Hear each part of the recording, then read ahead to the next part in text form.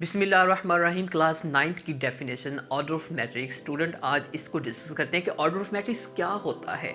Order of matrix को understand करने के लिए हमें दो चीज़ों का इल्म होना ज़रूरी है, एक है रो, दूसरा है कॉलम। रो क्या होता है आप स्टूडेंट आपने याद रखना है, जैसे कि मैंने बोर्ड मार्कर इस डायरेक्शन में ड्रा किया हुआ है, यानी कि इस डायरेक्शन के अंदर, यानी ये बोर्ड मार्कर मैंने इस डायरेक्शन में ड्रा किया हुआ है, इसको कहते हैं रो। और ये जो डायरेक्शन है, इस डायरेक्शन का क्या नाम है, इसको कहते हैं हॉरिजॉन्टल वे।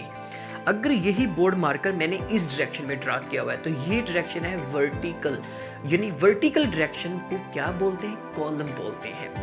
अब एक स्टूडेंट यहाँ पे बड़ी इंपॉर्टेंट बात है, रो को मैथ के अंदर किससे डिनोट किया जाता है, वो किया जाता है एम से, यानी जहाँ पे एम लिखा होगा हम अंडरस्टैंड कर लेंगे कि ये रो है। अगर जहाँ पे एल लिखा होगा उसका क्या मतलब होगा, उसका मतलब यही होगा कॉलम। आइए स्टूडेंट, व्हाइट बोर्ड पे मैंने डेफिनेशन मेंशन की हुई है, इसको अंडरस्टैंड करते हैं।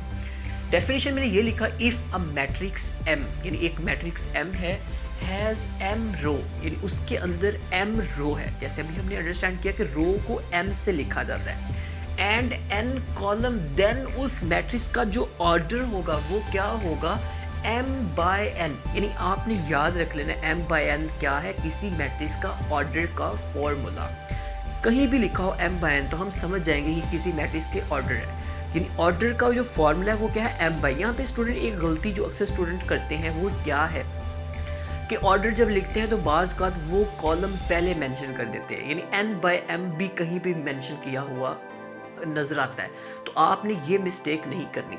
ऑर्डर का क्या फार्मूला है, एम बाय एन। एक एग्जांपल से हम सीखते हैं, मैंने एक मैट्रिक्स लिया एम, और एक बात और, यानी कि लेफ्ट साइड पे मैंने मैट्रिक्स का एक नाम लिया, ये बाज़ का बच्चे स्मॉल में भी लिख लेते हैं तो गलत हो जाता है। आपने मैट्रिक्स को जो लेफ्ट साइड में मैंने लिया हुआ है नाम जो है वो हमेशा कैपिटल लेटर में लेना है। तो एम मेरे पास दो इंट्रीज हैं। एक बात और यहाँ पे रखना है कि इसको हम एलिमेंट भी बोलते हैं, वन है एक एलिमेंट और एक टू एलिमेंट भी है, इसको हम इंट्री भी कहते हैं, यानी कि वन एक इंट्री है, टू भी इंट्री है। तो इसका हमने क्या फाइंड करना है, ऑर्डर फाइंड करना है। तो सबसे पहले हम कैसे लिखेंगे अच्छा क्वेश्चन बनाने के लिए कि order of M is equal to, अब यहाँ पे हमने फॉर्मूला पढ़ा कि पहले हमें क्या लिखना है, एम लिखना है। एम क्या है, रो, और एन इसमें क्या है, कॉलम है। तो एम हमारे पास इसमें कितना है, अभी हमने अंडरस्टैंड किया है कि समझा भी है कि रो क्या होता है। अगर बोर्ड मार्कर को इस डायरेक्शन में ड्रा करें तो मैंने इस डायरेक्शन में देखा तो इसमें दो एलिमेंट आते हैं इस डायरेक्शन के अंदर, लेकिन एक ही, यानी कि ये क्या है, इस डायरेक्शन के अंदर एक ही रो है। तो हम पहले क्या मेंशन करेंगे, रो मेंशन करेंगे, देन हम फॉर्मूला लिखेंगे बाय। अब इसमें कॉलम भी कितनी, कॉलम में कौन कौन से एलिमेंट आते हैं, तो कॉलम में देखें यहाँ पे 1 भी आ रहा है और कॉलम में क्या आ रहा है, 2, यानी कि इसमें कितने कॉलम है, 2 कॉलम है, 2 एलिमेंट कॉलम की डायरेक्शन में आते हैं, तो इसका कॉलम क्या हुआ, 2।